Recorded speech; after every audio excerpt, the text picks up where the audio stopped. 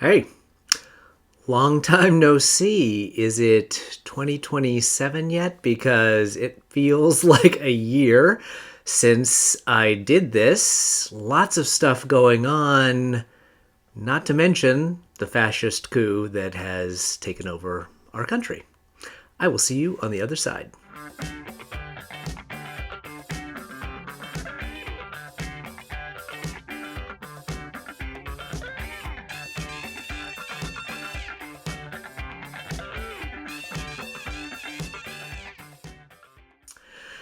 Hello, and welcome to this episode of Gary Knits, Gary Rides, a Craftivism podcast at the intersection of making things and doing good. My name is Gary.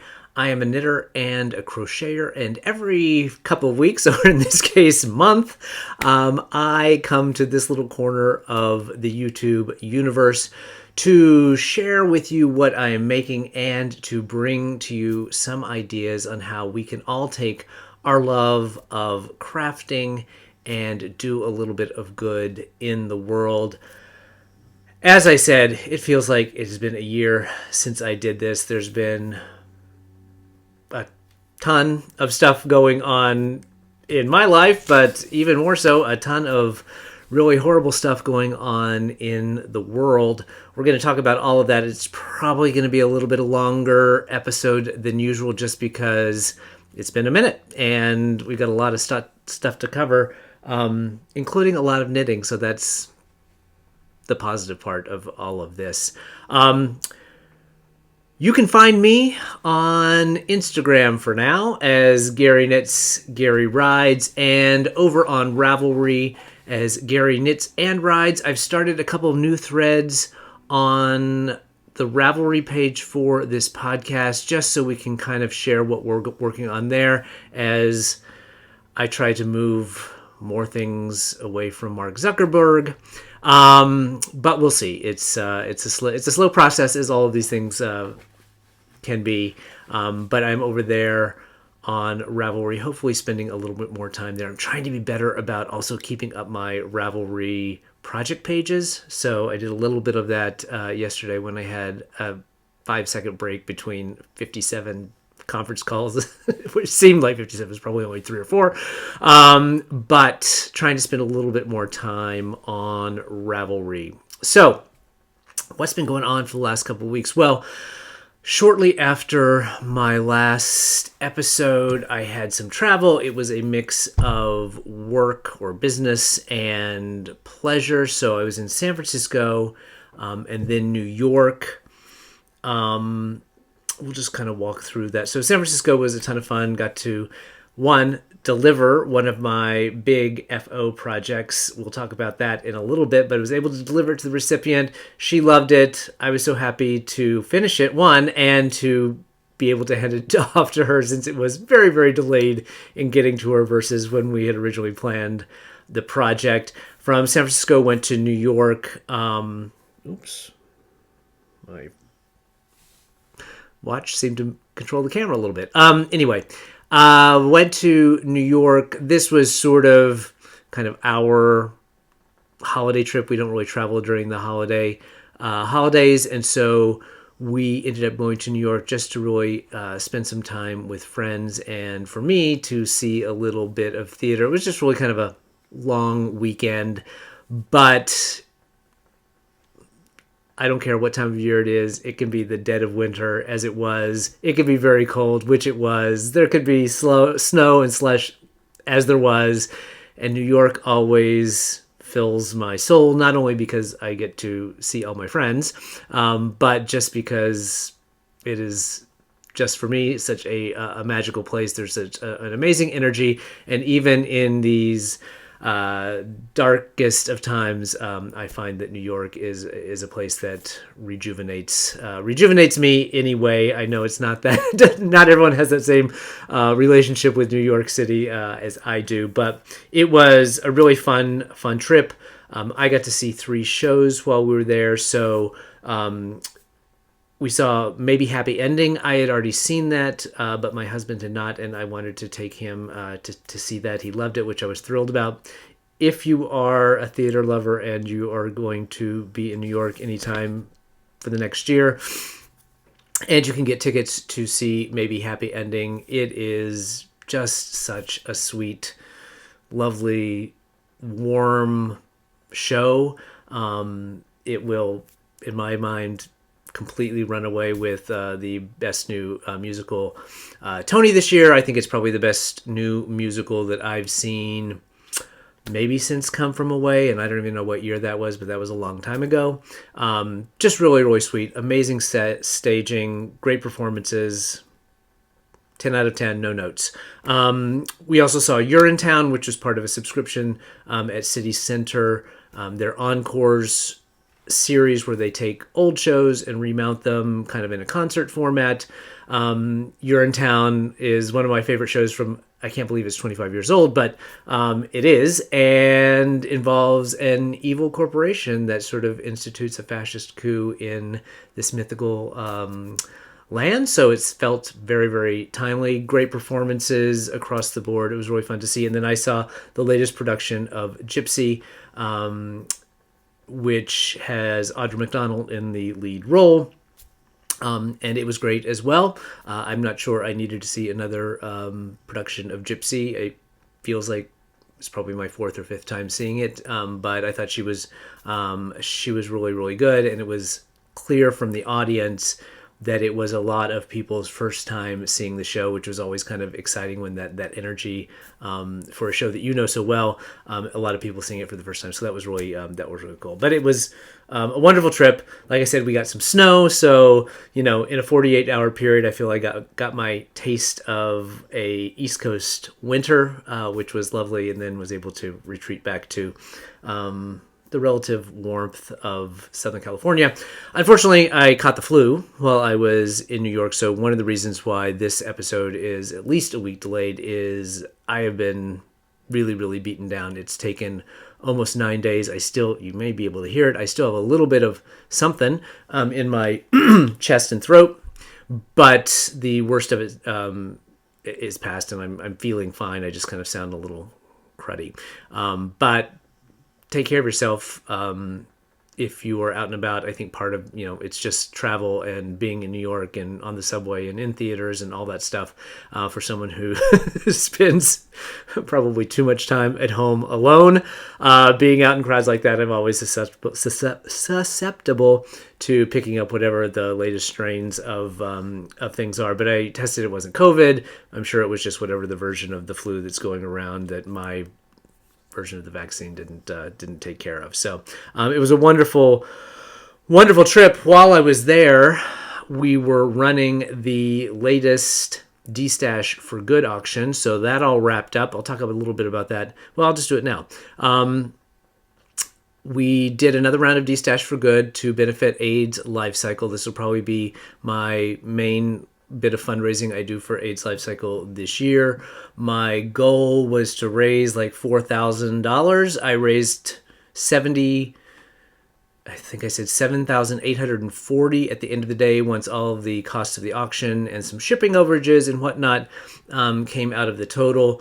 Thank you all to everyone who listed their yarn to sell in the Destash, to everyone who bid, to everyone who won, and then added on to cover the cost of the auction and things like that.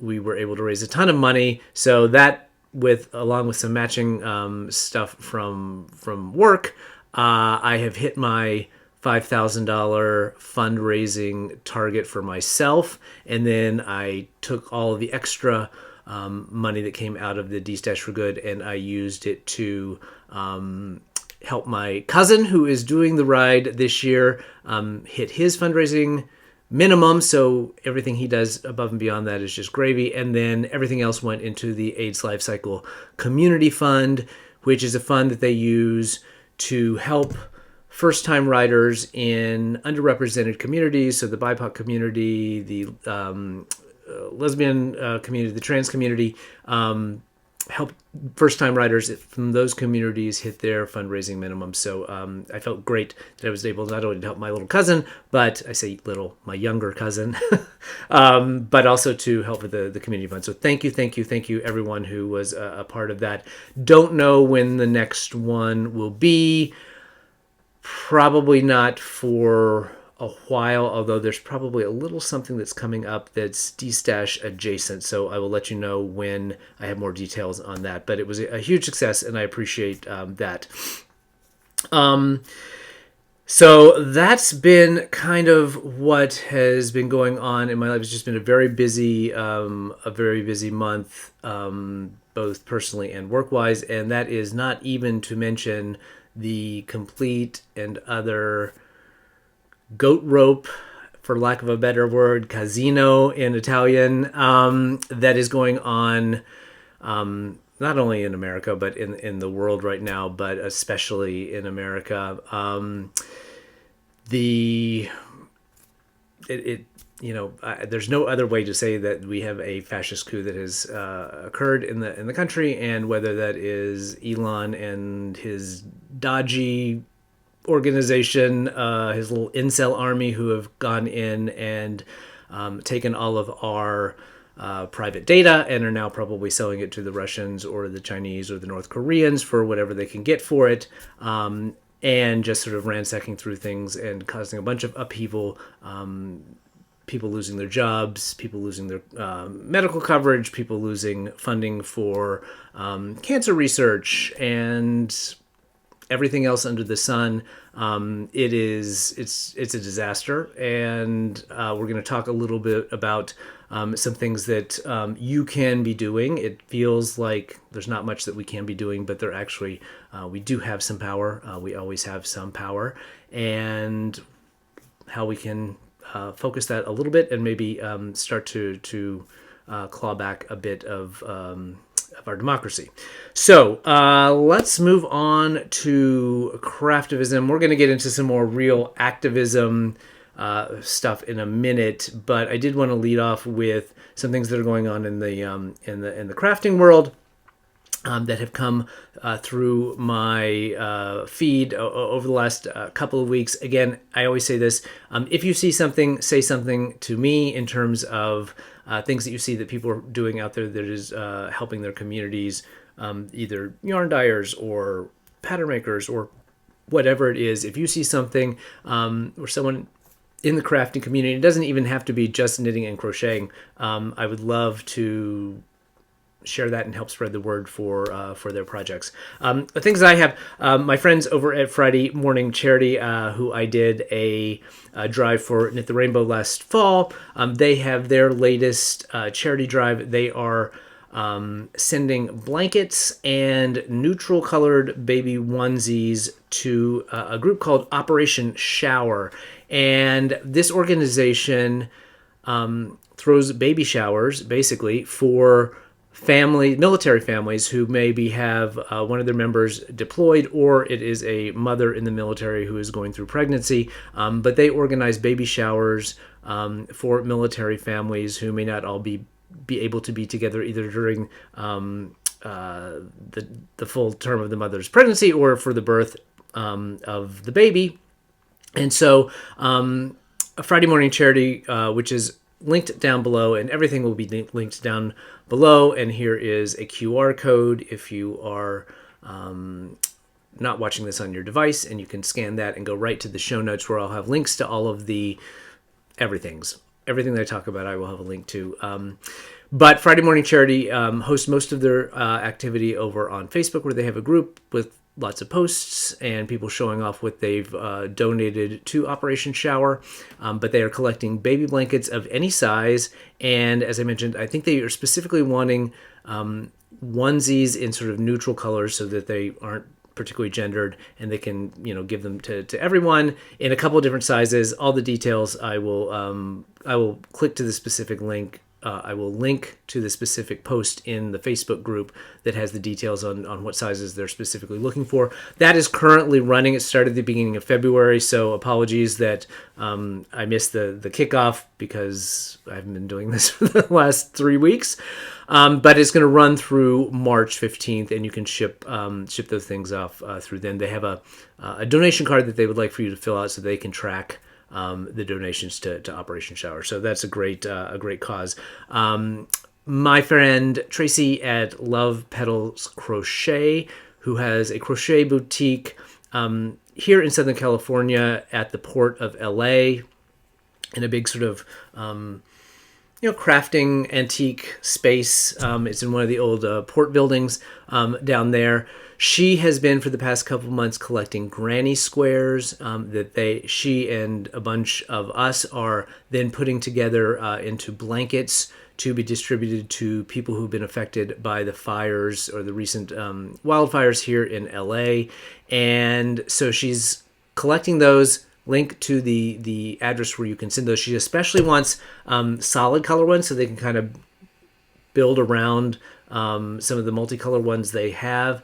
If you are local to Southern California and can get down to the Port of LA on March 1st, and I believe that's a Saturday, she is doing another sip and stitch. So she did one a few weeks ago. I was out of town, so I couldn't attend, but I will be able to attend this one, where folks are going to come together for a little bit of community, but also to help put these blankets together and or make more squares. So if you're in the LA County, Southern LA County, Northern Orange County area, and you can make it to Crafted at the Port of LA on the first, I'd love to see you, and we'd love your help to put these blankets together. So that's Love Petals Crochet, granny squares for, not just granny squares, any square. It doesn't have to be a granny square, but squares for blankets for people who've been affected by the fires here in the Los Angeles area. And the last one on the crafting front that I wanted to bring to your attention, Lou at Old Rusted Chair, a yarn dyer based in Tennessee, has, earlier in January, she released her 2025 version of her Rebel Girl colorway. She occasionally makes that colorway in its latest incarnation available for pre-order, and that is coming up, I believe, this next Wednesday. That it's going to open up again for pre-order, and she donates $15 for each skein of Rebel Girl that is purchased. Hi, this is Future Gary, Editor Gary, and I misspoke. It is a $10 donation per skein of each skein of Rebel Girl 2025 that Lou is donating to Abortion Care Tennessee. Apologies for the error, and back to the program. To Abortion Care Tennessee. It's an abortion fund based in Tennessee, Tennessee being one of the states that has a near total ban on abortion. And so she raises money for their abortion fund through the sales of this Rebel Girl yarn, $15 of each skein. From 2023 through 2024, Abortion Care Tennessee was able to provide funds to 616 people to travel to another state in order to get their health care. So it's very important, especially in these really, really repressive states, that these abortion funds are able to raise money to help people get the care that they need when they are unable to get health care in their state. So that is Old Rusted Chair, Rebel Girl. Again, the link down below. I did want to spend a few minutes because I get questions, and I'm in part of a group here locally, an indivisible group that we are always getting questions about, what can I do? I feel so powerless. There's all this energy. I want to be doing something. And so I just wanted to spend a few minutes and give folks a couple of ideas of places that they could direct that anxiety and energy if and when you are ready to begin to take action. I would say that first and foremost up front, you need to protect yourself and take care of yourself. Activism takes many forms, and in a dangerous and deteriorating situation, self-care is a form of activism. So I know personally, it has been difficult for me since the beginning of the year to really tune in to news the way that I used to. I used to be a very active consumer of political news in particular. That has slowed over the years. It just was taking up too much space and to no great end. But particularly since the beginning of the year, I feel like the headline is enough. I don't need to get into the weeds. I don't need to listen to the political podcasts that I used to. I know everything is terrible, and I get enough of the details just from reading headlines and what comes across my Blue Sky feed or whatever, that I just don't have the sort of bandwidth to really dig into it, and I don't feel like I'm like putting my head in the sand. It's just I know how bad things are, and I'm getting that information. So by all means, take care of yourself first, and if and when you can do something, do what you can. You don't have to do everything. We can't all do everything. We all have lives to try to continue to lead in as normal way as we can. So I just wanted to like set the table with that. Is that self-care is a form of activism, and if that's all you can do, that's all you can do. If, however, you are ready to take some additional steps. As I said, things are really dark. Most of our personal data from the IRS seems to now have been stolen, which probably includes access to our bank account information. Who knows where that is? Systems have been compromised across the government. I mean, in very, very critical national security systems have been opened up to Russian and Chinese hackers. So I would expect, the likelihood of terrorist attacks have increased. All sorts of terrible things, from food safety to lack of a CDC telling us about the spread of bird flu and measles and tuberculosis that's going on. Air traffic control, we've all seen the increase in plane crashes. So lots of terrible stuff, but I think there are ways that we can start to push back, have a little bit of power. The first thing I would say, to the degree you can, try to find community.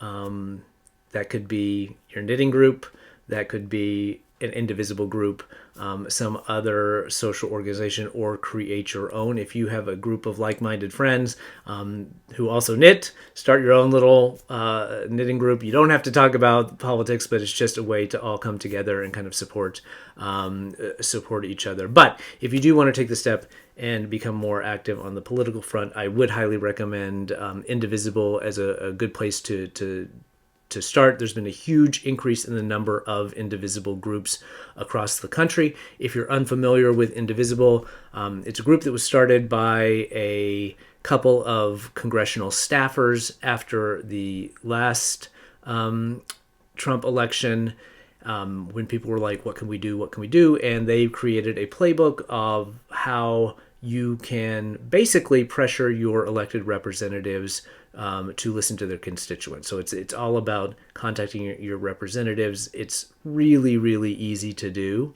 And I have a couple of things to sort of help you with that here in a second.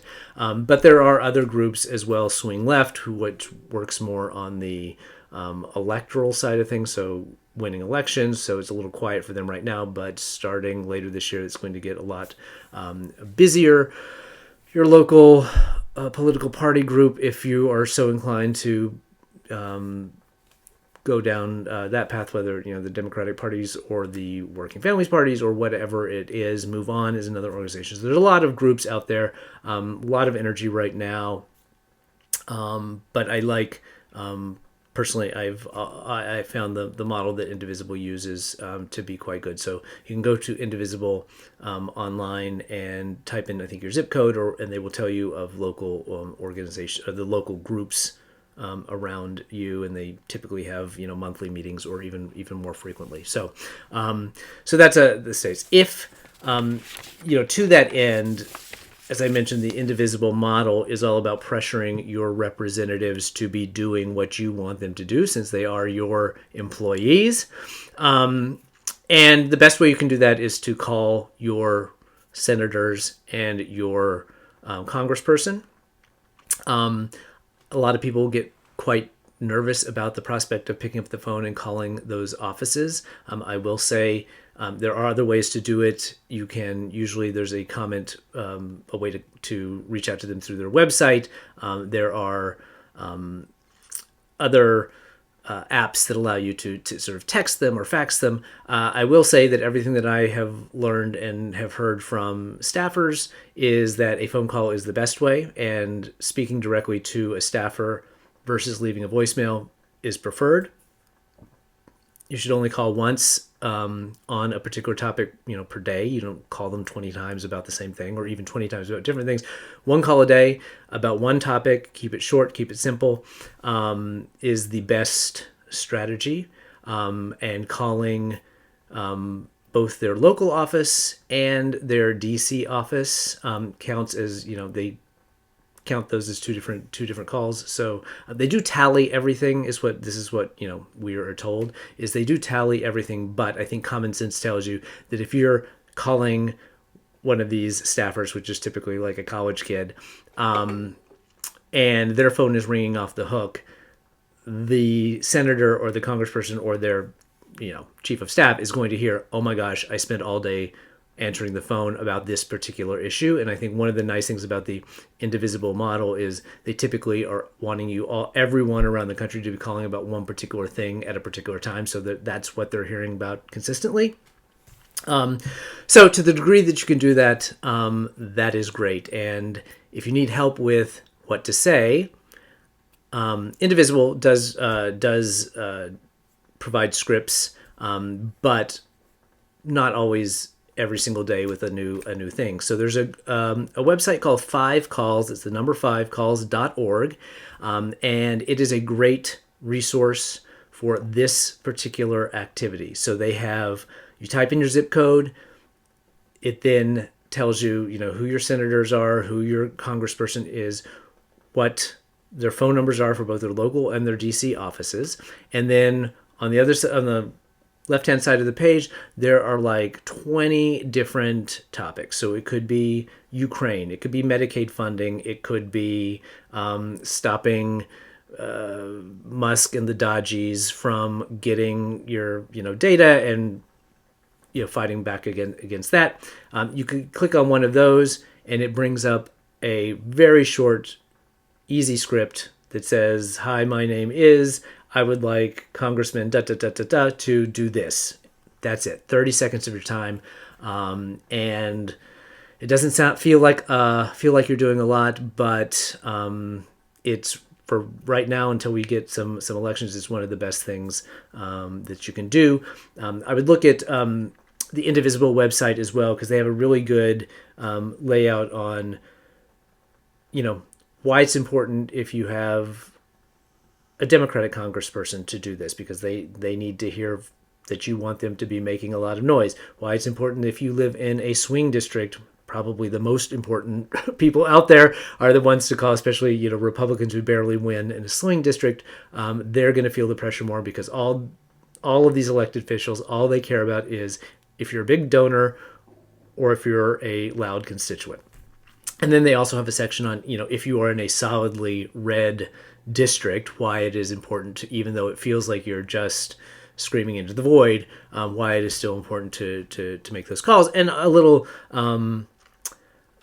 tweaks in how you can, maybe talk to them to sort of like maybe get them to hear a little bit more of what you're saying. So that is 5calls. Highly, highly recommended. It is so easy to use, and just, like I said, there's like 20 different right now, and they update them as things change. And when you click on them, whatever the topic is, it will also give you an update of what's gone on. So in the case of, I was looking today, in the case of the dodgy stealing the IRS data, there were updates on like what had been happening in the court system in terms of like, being sued and the judge saying, no, it's okay, or whatever. So it gives you an update on those, what may be happening on each of those topics. But then there's just the script right there. Again, it could not be easier. Similar to that, but a little different. Another website that I wanted just to bring to your attention is called americansofconscience.com. It's just, I think it's run by just a woman, and this she started this back in the last Trump regime as well, and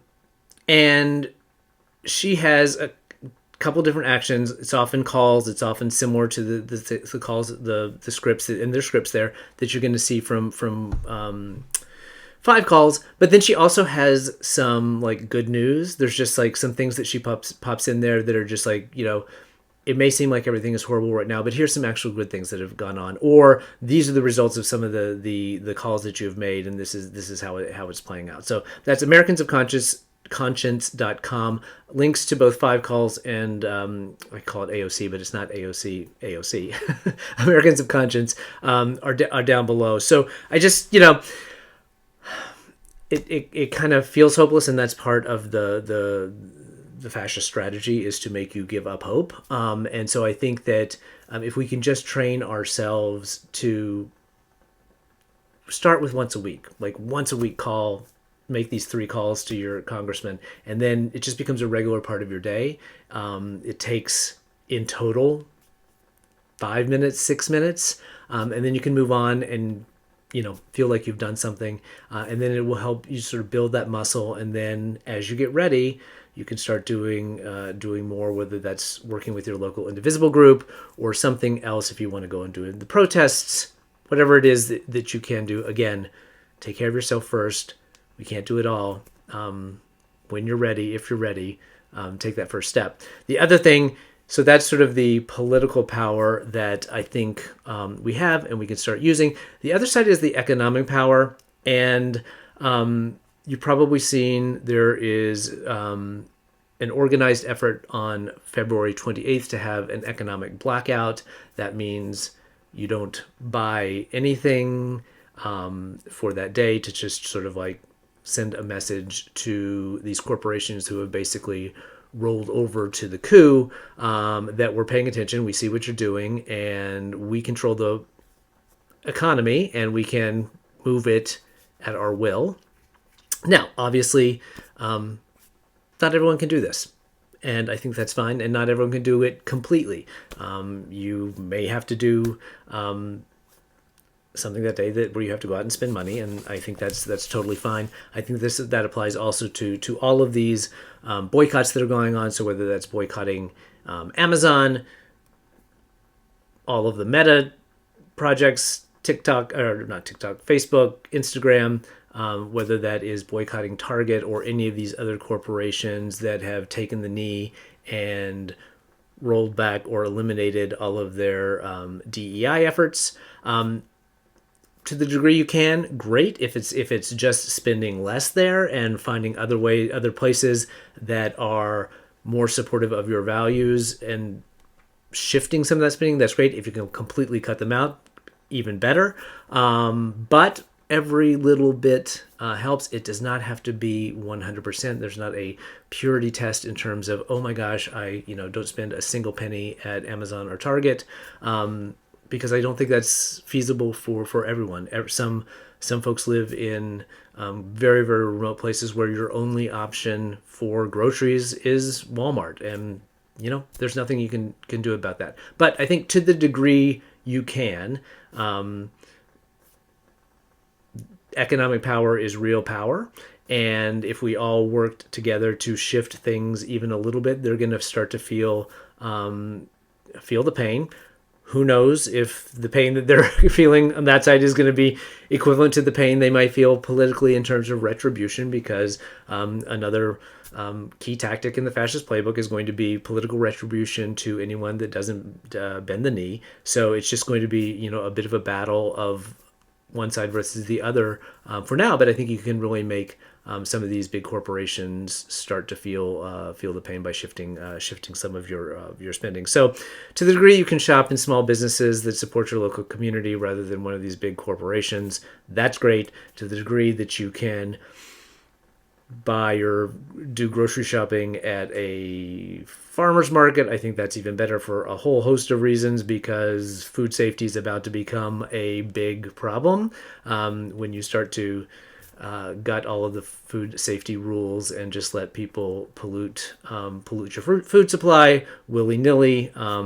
Things from the big corporate food producers are going to start to get, I feel, pretty gross pretty quickly. So the fact that if to the degree that you can, spend that with a local farmer, not only you're supporting your local community, but you're probably buying food closer to the source, and hopefully it's a little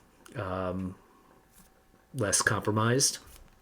So yeah, prioritize local businesses, prioritize small businesses, pull back where you can, shift away from the corporations where you can. I think all of those things combined with exercising a bit of your political power as a constituent for these folks who need your vote to stay in office. Both of those things can start to make a difference. I think you're already seeing it.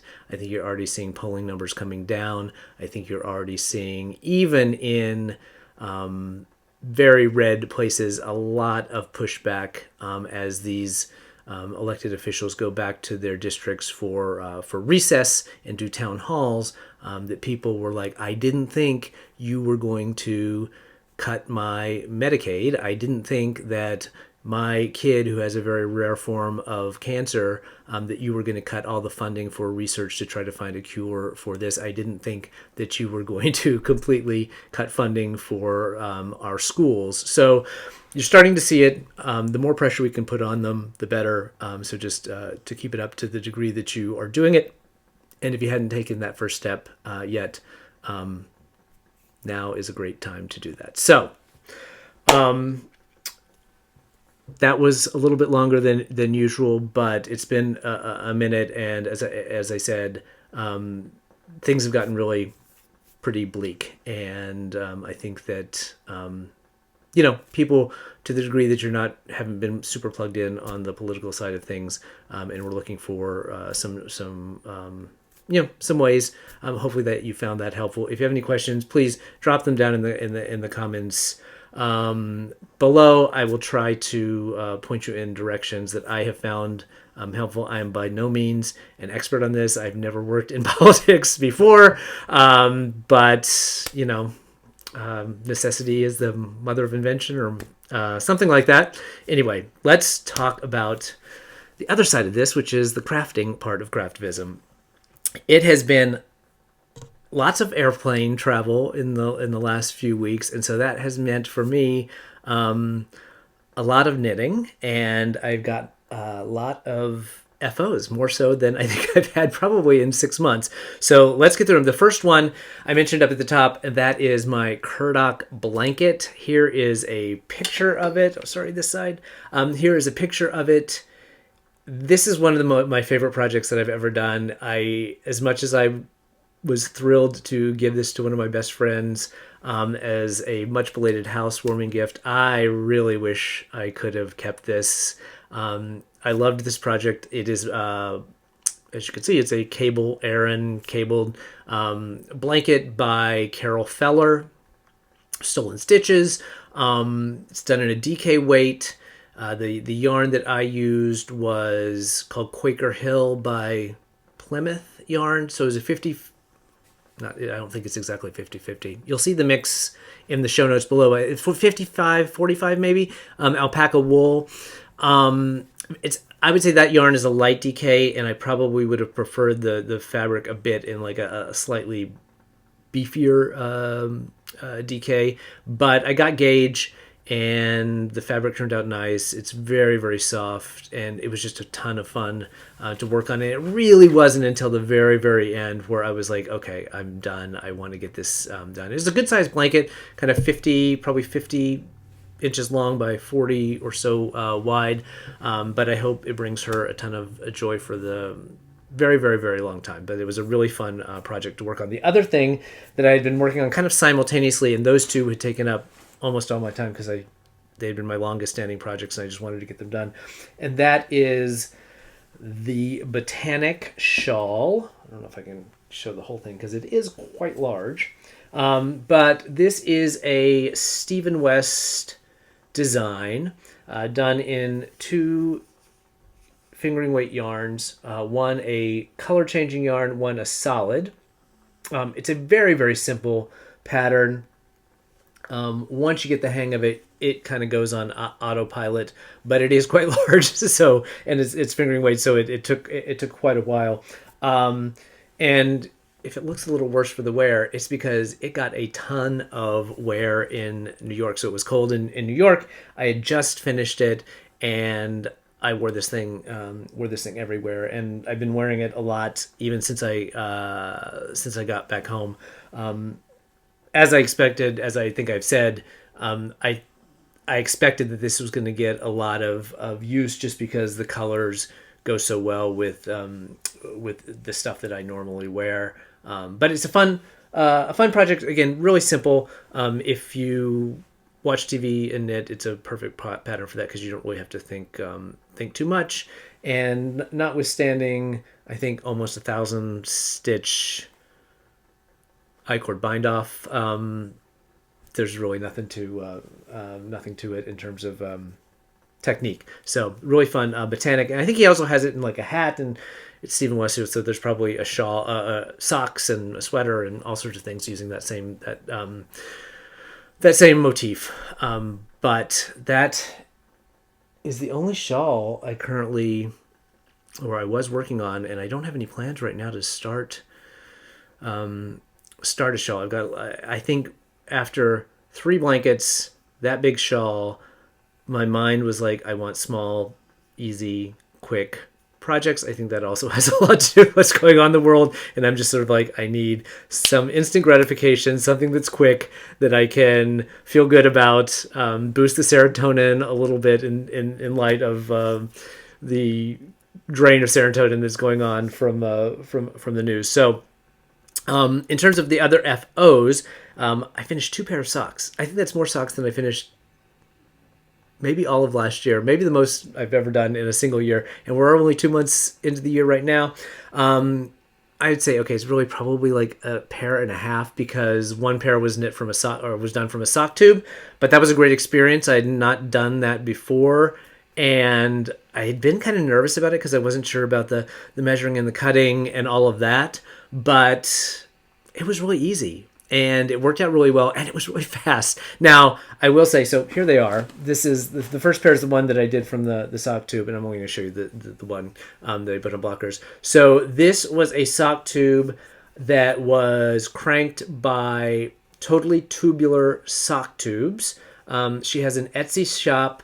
I'll link to it down below. Back during the fall, she was doing a promotion where she was donating her sock cranking fees to the Harris campaign, and I thought that was fantastic.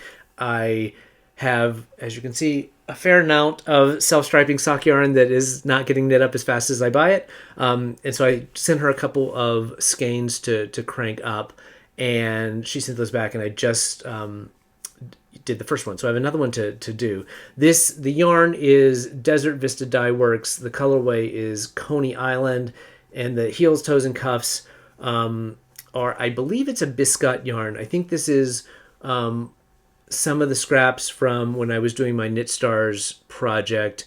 The first set of yarns that they sent me as we were working out colors. And I think I had some of the gray when I was doing my test knits. I think I had some of the gray left over, and so that's what I used there. So really easy, just an afterthought heel. So the heel and the toe, if you've not ever done that, are exactly the same.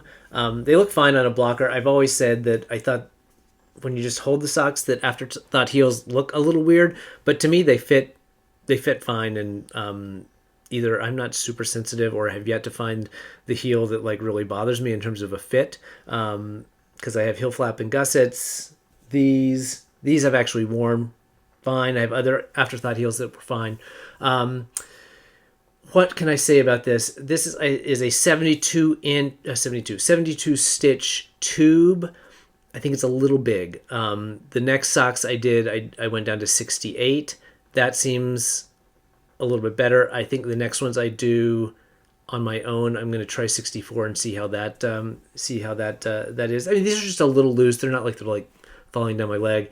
I think the other thing, this is a 2x2 rib, and I think that I would probably, when I do the other 72 stitch sock, I did these on a one, which US one, which is my normal sock body needle, and I think I would go down to a 0 and probably do a 1x1 twisted rib. I'm kind of I posted on Instagram. I feel like I'm honing in on my recipe for socks, and I really like the way the twisted rib looks, and I think that it also pulls in a little bit tighter, so it's a little tighter around the cuff. And I do hate it when socks sort of droop down, like I'm gonna dance flash dance or something. But anyway, love these, love the colorway. Would definitely these are great, a great color for me. So this is just the sock tube sock. As I mentioned, I have another one here, and I had a fair amount of that sock tube left over, so I might on these next ones make the leg a little bit longer, because I also like a longer leg sock. But I have this one, which is called Buddhist Astrology. So at some point in the next few months, I will get I will do those as well. I feel like I've gotten the bug of sock knitting. All I want to do is start another pair. I've got, as you will see, some whips that I need to get through first, but I really, really would like to start another pair of socks as soon as possible. So the second pair of socks that I started and finished since last we spoke were these. This is my first ever Fish Lips Kiss heel. I'd had the pattern forever and been saying I was going to try it. I want to try it. I want to try it. Went through the whole thing. So if you're familiar with the pattern, Socks Therapist, Patty Jo White is the designer. She has a whole sort of preamble part of the pattern, which involves measuring your foot on cardboard to figure out the exact point to put the heel in, so that it matches the sort of pivot of your ankle. I went through that whole process, a little trial and error in terms of like me tracing my own foot, but we got through it, and then went ahead, and I absolutely loved it. So this is, I mean, the first one, and I don't even know now if this is the first one or the second one, but there are definitely were some errors in the first one that I kind of had to fudge around. The second one went very, very smoothly. The tidiest heel that I've ever made. I mean, no gaps or holes at the corner. Didn't have to go back in and do surgery with the ends. You know, like I think most sock knitters have from time to time had to go in when you're weaving in your ends and kind of close up those holes. This was really, really clean. And like I said, there were some problems with the first one, all user error. But once I figured it out, it went really very, very smoothly. And I do see how people have taken this heel and sort of used it and never looked back, because I think it is probably very easy to memorize. And we'll see. I have not worn these yet. I was waiting to show them off here, and I'm going to wear them here in the next week. I've tried them on, and the heel feels fine. To me, it seems like the technique puts a little ridge on the inside, but someone I was talking to my knitting group yesterday was like, no, it really doesn't. And once you wash it and wear it, you're not going to feel it. So I assume that is the case. Very, very happy. The yarn is Mud Punch, so it's Chantel out of she's up in Canada, and I apologize, Chantel, even though you may or may not see this. I think I misspelled your name in Instagram the other day, but it is one of her colorways called Rainy Clay. And then I just, in my stash, I found this mini. Well, I found one mini that was this color that I thought looked look good with the thing. I am quickly learning, and I keep meaning to weigh things and don't, but that a 20-gram mini does not get me heels and toes and cuff. And so what happened was I did one sock, and I think it was down to 6 grams, and I was like, oh god, what am I? I'm gonna have like a pair of mismatched socks, or I'm gonna have to rip out like the toe of the first sock and choose a different color, and then we'll do it that way. But that was the plan, and went into the bin where all the little minis and partials and all that stuff are for fingering weight, and there was another mini skein that looked very close to the color that I had chosen, and I think it's a little bit darker. I don't know if you can, I don't know which is which, but when I started doing it, I was like, it's maybe a little bit darker. So on the second one, I just alternated skeins for parts of it, so it kind of blended it in a little bit, and I think they look fine, and they're going to be on my feet, and no one's going to see them anyway, so who cares? But very, very, very happy with this Fish Slips Kiss Heel. So it's definitely one that I will return to. I think that for the next full pair of socks that I do, I'm going to try another heel. Someone recommended Shadow Wrap heel, so that may be the one. If you have your favorite heel that is not the Fish Lips Kiss or the Shadow Wrap, drop it down in the comments below, because I would love to build sort of a little list of ones to work from. I think the other thing that I'm interested in doing is I'll probably do another plain vanilla pair with a heel variation, just to try a new heel. But then I think I want to dig into some different sock constructions. So I have a couple of the Kat Bordy books that have, her magical construction methods, and maybe try a couple of those. And there was one I just saw, I will put it here. It just popped up on my feed from Knitty, and I think it was like many years old, but it was a unique construction, but they used self-striping yarn. If I find the picture, I'll put that up here too. And really, really cool, because the construction sort of messed with the striping pattern, so that the stripes didn't just go around and around and around. They kind of flowed across the sock in a unique manner. And so I thought that would be kind of a fun thing to play with as well. So I think I'll do another plain vanilla pair, do this other sock tube, and then maybe start to play around with the construction. But I've definitely got the bug, and all I want to do is knit socks right now. So maybe that's the antidote to fascism, is knitting socks. So those are the FOs that I have. I started a couple new things, and I have a couple things that I've picked back up that I don't know that I've shown in a long while. So let's just dig into those whips. The first one in my little Broadway bag from Fate's Thread, who I think is not making bags anymore. This is a crochet project. It is the Worn This Way hat by Wool and the Gang. This is a sun hat. I mentioned we have a couple of outdoor events, one of which is coming up here in a couple of weeks, and this was supposed to be done for that. I don't know that it's going to be done for that, but I'm going to focus on this for the next week or so. It is done in this, well, it's hard to see, but it's done in this raffia yarn. And I just call it yarn, it's raffia.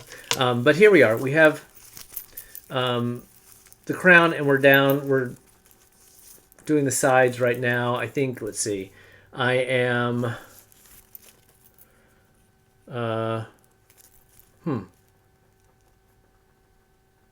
and I think it's supposed to be 19 rows down, and I thought I was keeping track of it, but perhaps maybe I'm 9 rows in, so I'm about halfway down the thing. Yeah, that's probably about right. So it's going to be a little bit longer, and then we'll put the brim on it. Like I said, we have these outdoor events that I want to have like some sort of hat that gives me some sort of sun protection that's not just a baseball cap. And I may end up looking like Audrey Hepburn in some way, and that may be fine, or I may get embarrassed. Who knows? We'll see. But navy blue, so I thought it was perfect for me. difficult to work with in terms of your hands, but we're getting there's nothing to it in terms of the pattern that's difficult. It's just really I can only do a few rounds at a time because my hands get sore. So that is that. I guess we'll stick on that theme in terms of a new start. The other hat that I was hoping to get done for these events. Maybe this one will definitely not get done by next couple of weeks. I don't think. But the other event doesn't happen until June, and so I have some time. But this is the Supersonic hat. Here's a picture by Martin up north, who is a designer out of. I don't know if he's in the UK or Germany, but somewhere in Europe. And it is, as you could see, it's granny stripe kind of bucket hat. I am doing mine in Knit Picks Kotlin, so DK weight. And here's where we are right now. I have the crown done and have started to go down the sides and about it's kind of a turning couple of rounds, and I think we'll then start to get back into the clusters for the stripes. So I did the top, and I think I'll do the brim in this navy blue. And the other colors that I have sort of picked out, and I'm not sure what the order or if I will use them all, but I have, as you can see, that olive kind of grassy green, and then I have this pink, yellow, and white. So I don't know if I'll use all of them or just some of them. And this has gone pretty quickly so far. I will say it's a little hard to tell how the size is going to work out. So the way the pattern is written, there's not really a gauge. It basically is if you have this circumference of a head, use this weight yarn and this hook size. And the sizing then is done by changing yarn and hook sizes, but then he never really tells you what the gauge should be. So it's kind of hard. I mean, yes, I measured my head and I'm using those things, but everyone's tension is a little bit different with a different hook size. So I think I probably went down a hook size just because I typically, my crochet gauge is a little loose relative to what designers say, but we'll see. It may end up too big, too small, in which case, I will either gift it to someone or maybe wash it if it's too big and run it through the dryer and see if that shrinks it a bit, or rip it out and do it again. Like I said, it's moving pretty quickly, so I'm hopeful that if I do have to rip it out, it's not going to make me feel terrible that I wasted hours and hours and hours, because it did move relatively quickly. And it's so far a fun pattern. The other hat I've started, and I've been wanting to do this one for forever. That one is living in my, I said, the Patty Lyons knitting bag of tricks bag. This hat is living in an ultraviolet knits hat that my friend Evan from Ireland gave me when we were visiting there a couple years ago. This is the Oslo hat by Petite Knits. Very, very, very popular pattern. I've been sitting on this yarn specifically for this hat for a long time. So this is Wandering Flock in her Mermaid Parade colorway. So I'm holding a fingering weight and a fuzzy lace weight. I think it's mohair silk together. I'm just about. I was measuring it last night. We had a road trip or a trip into town, and I was knitting in the car, and I was wanting to take this, but I think I'm so close to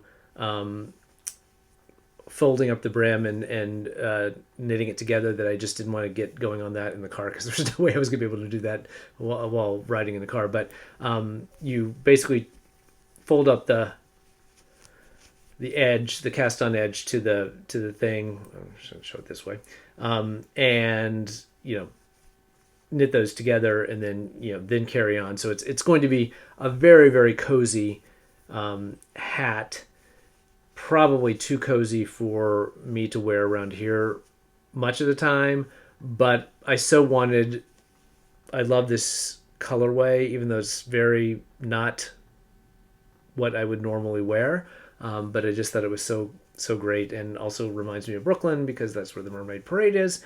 And so if it's something that I knit and can only wear, once a year when I'm in New York or wherever it's cold in the wintertime, so be it. But it's a very, it's just round and round and round right now. I have not looked too far ahead to see how the decreases go, but I've got many inches of stockinette to get to before we get to that point. So that is the Oslo hat, and I'll probably have that done in the next month or so, because that's a good car, TV kind of project.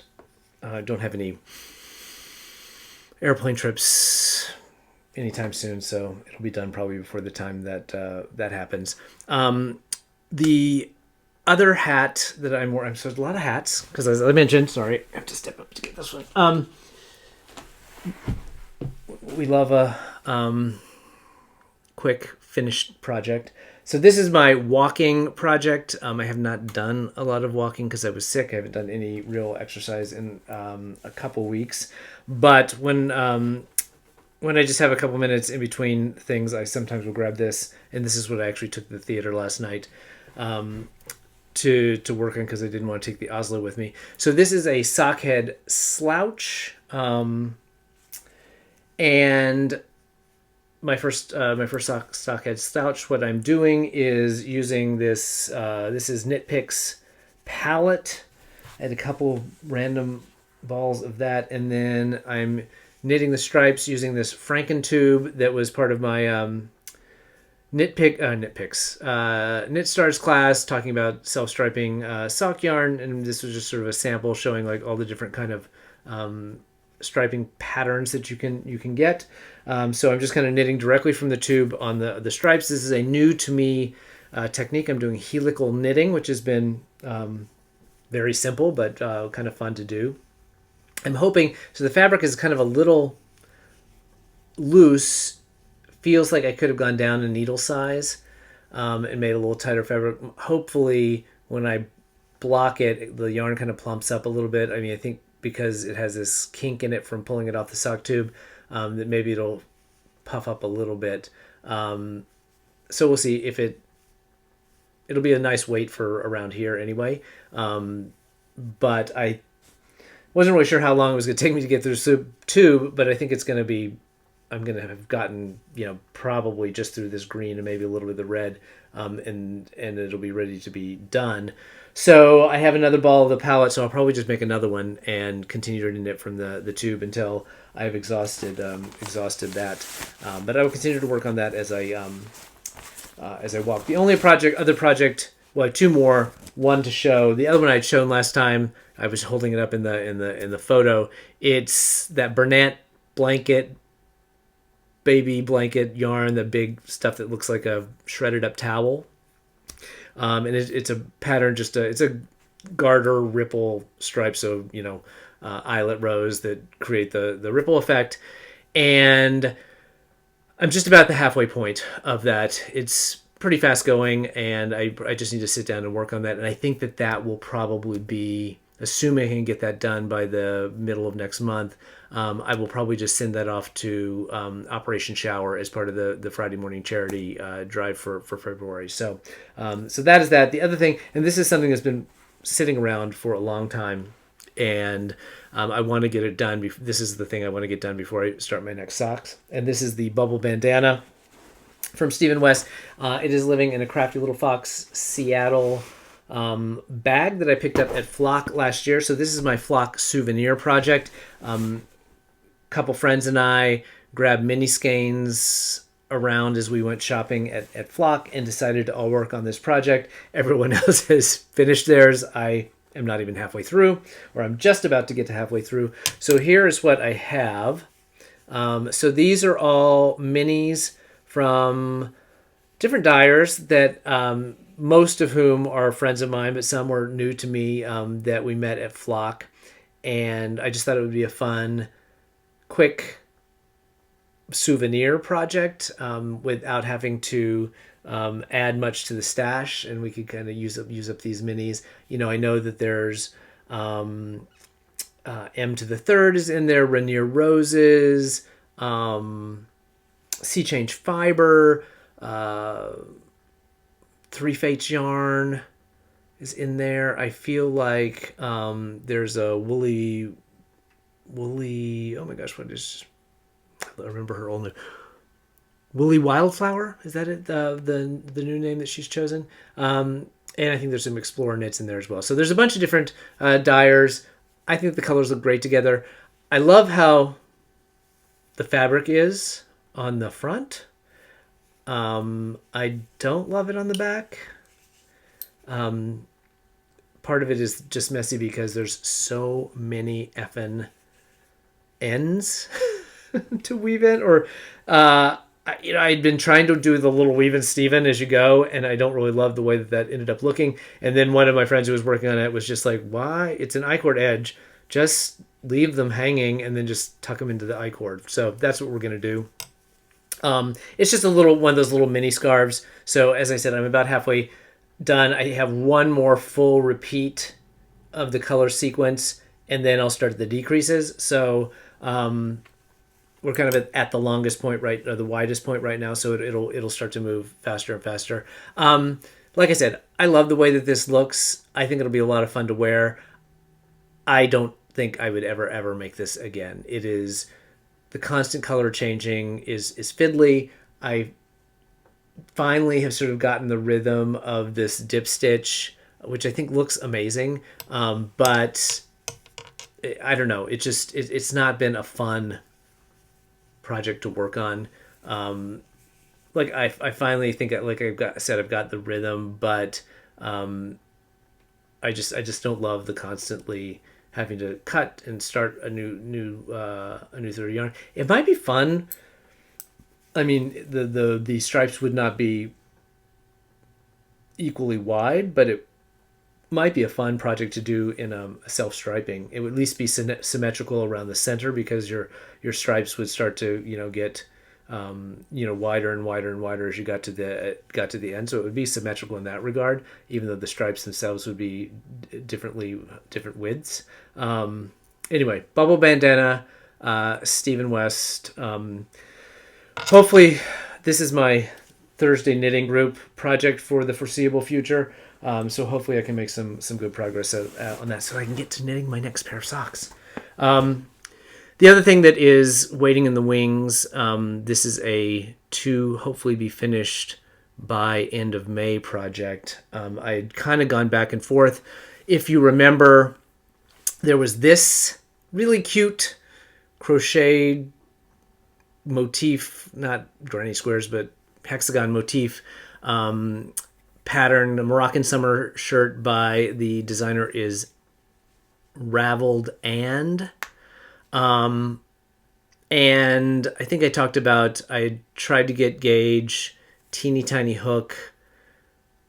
The pattern says it is lace weight held triple for a sport weight, so I bought all the sport weight yarn, was pretty far off on gauge, went down a couple of hook sizes to really like just working with like these little teeny pins, and it wasn't enough to get to gauge. Tried to reach out to the designer and said, because the pattern, I mean, I hate to sort of bash any designer because it's a really cute pattern, even though it only comes in one size, which I think, is its own issue. But I reached out and just like, because he doesn't give you a schematic on the sizing of anything. And so I was like, could you give me an idea of what the size of the hexagon is? So then I could maybe start to do some math to try to figure out where I needed to make adjustments. Because I said I'm using sport weight, and then all I got back was the pattern's written in lace weight. And I wrote back and said, my pattern says lace weight held triple for sport weight. Is that not the case? And I've never heard back from him. So, despite the fact that I've already bought all the yarn, I'm going to put that on hold. And if I get later in the year and I want to try again, I don't think I'm gonna go through the brain damage of trying to do the math. I think I will find another project for that yarn, In fact, I think I may have found not similar, but a crochet-y kind of collared shirt that I might be able to do. If you have any, let me know. If you know of a kind of polo collared, button up, short sleeve, crochet motif, sport weight shirt, let me know. But I think what I'm going to do is just try fingering weight, see how close I get to gauge on that with the regular hook size, and then if not, go down to lace weight and see if I can make it work that way, and then just buy more yarn for it. But it's gonna be on hold at the meantime. So to take its place as a sort of summer top, I'm going to do a tee. I don't exactly have. I have a couple different patterns that I'm still sort of weighing on. But what I am going to do is I know it's going to the first one. I think I pulled out 3 different colors of yarn for 3 different short sleeve tees that I wanted to try to make.